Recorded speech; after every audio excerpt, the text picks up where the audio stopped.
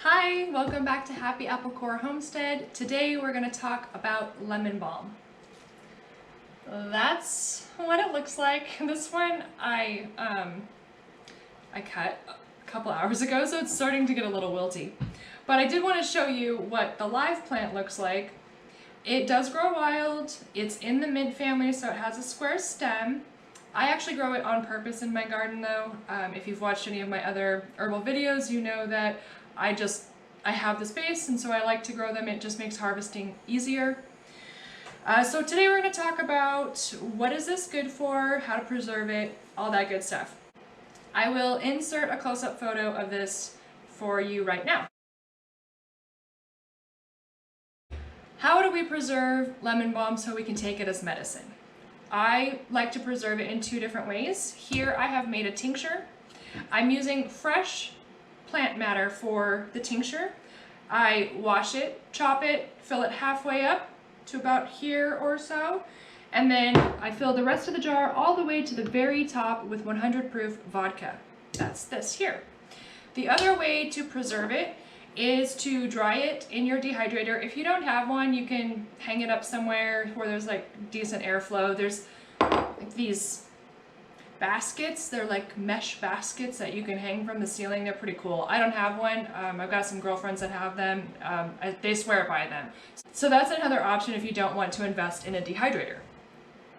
So once it's dried, you can use the dried herb in a bath for things like sunburn, or if you have a cold or a flu, you can put it in your bath water, and the wonderful scent of the lemon balm is just really good for kind of clearing out the sinuses and the mucus in your lungs, things like that. So that's a good use for it. You can also turn this into an oil infusion, which is what I'm going to do today.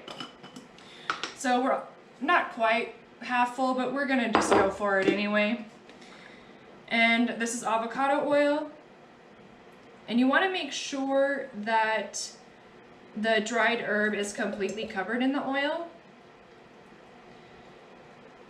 This bottle's gone. So I'm just going to give it a little shake, and then I'm going to add a little bit more. If it was completely halfway full, I would fill it up to where the bottle curves right here. But since it's not, I'm not going to put quite that much oil in it. So see how much that has absorbed, and we'll add a little bit more.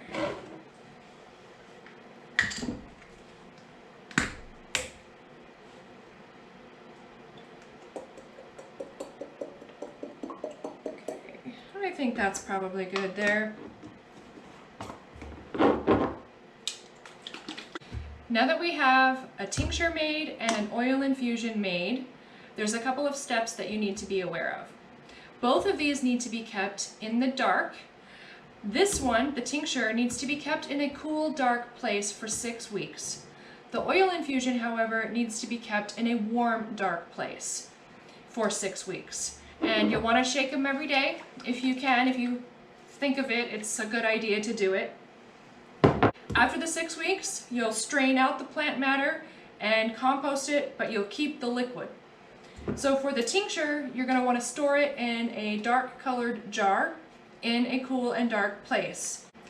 Now that you know how to preserve your lemon balm, let's talk about what tinctures and oil infusions are good for. The oil infusion is really great to make a salve. You can also make a chapstick. Lemon balm is really good for chapped lips. The salve would be good for diaper rash, like a good barrier if your child has diaper rash, or if your elderly parent has diaper rash. In its pure oil form, it would also be good for sunburn, although a salve would be fine too. I just feel like if you had a really bad sunburn and you didn't have any of the oil left because you turned it all into a salve, I would warm it in your hands first and then rub it on your skin, so that it's not like painful, right, to touch your skin when it's really burned. But you can use just the plain oil for that as well. Lemon balm is known for its bug repellent abilities. That's what I use it for. When it's growing, out, this time of year when there's lots of mosquitoes out, I'll just grab a couple of leaves and literally just rub it all over me, just, the fresh plant, and it keeps all the mosquitoes away. But the tincture and the oil infusion will work as a bug repellent as well. I would use a salve for the bug repellent or a spray of the tincture, and most likely I would be using a spray of the tincture, but you can use the salve too. Yeah, I don't know if you'd want to cover your whole entire body with avocado oil, but if you do, that's cool. It will also moisturize your skin. Lemon balm is also a mild sedative and is really good for panic attacks and anxiety. You can, for children, you can use the lemon balm as a rub on their chest or on their hands and have them smell and do their deep breathing exercises during a panic attack. And the lemon balm really does help. It's not going to knock you out, not that kind of a sedative. So since I don't recommend giving tinctures to children, I think the lemon balm salve would be really great. I would add some other components too if you were going to use it specifically for as an antidepressant or anti-panic / anxiety. And I'll probably cover that another time, but for today we're just going to stick to the lemon balm itself. And lastly, for the oil infusion, it's really good for muscle spasms. So if you have turned it into a salve, you can just rub that on wherever you're having any cramps and muscle spasms, and that will help calm it down. Now, what is the tincture good for? We already covered that it's great as a bug repellent. You can put it in a dark colored jar with a little spritzer on the top and just spray it all over and you'll be good to go. And of course, I did mention that it is good for anxiety. It's a mild sedative. So in that sense, it helps with insomnia as well. So if you are prone to panic attacks or prone to anxiety, you can take 2 to 3 dropperfuls up to 3 times a day to control your anxiety or panic attacks. You can use it as needed. It's not something that you have to use every single day in order for it to build up in your system and work. A really cool thing about a lemon balm tincture is that it's a great facial toner. So you can spray it on or dab it on, and not only will it tighten your skin, but if you have any acne or blemishes, it will help clear those up as well. This tincture is also good for headaches and hyperthyroidism. So just make sure that you understand it's hyper, not hypo. You don't want to treat hypothyroidism with a lemon balm tincture, but if you have hyperthyroidism, go ahead and take this. Remember though, if you're on any kind of medication, you definitely have to consult your prescribing doctor before you start taking any kind of supplements, because it can really affect how your thyroid functions with that medication. So now, I always say this, I'm not a doctor and I'm definitely not your doctor. So before you start taking, especially this one by mouth, like the salve, you can take what I say and run with it, right? But with your tincture, since you're taking it internally, you're going to want to talk to a naturopath or your doctor and just make sure that it's not going to mess with any other conditions or medications that you have. Also, you want to start slow. Even with the salve, once you just want to test a small area on the inside of your wrist, because it's a very sensitive area. If you're going to be allergic to it, you're going to know right away. You can test also the tincture on your skin, just in a small little area.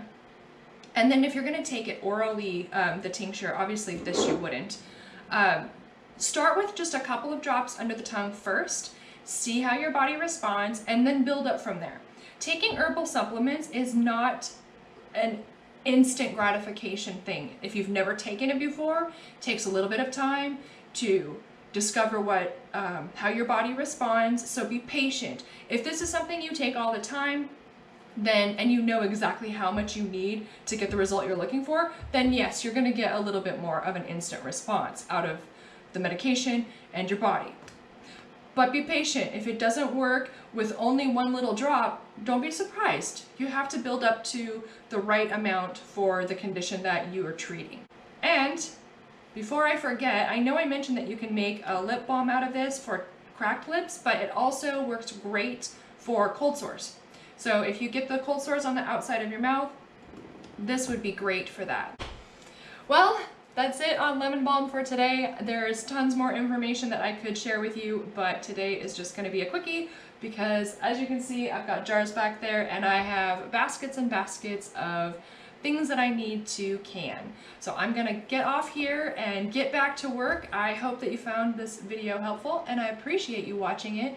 If you'd like to add any helpful, interesting information, please do so down in the comments so that the other people watching the video can learn even more. All right, everybody, I have tons more videos coming out, so make sure you subscribe to my channel and I will see you next time. Bye!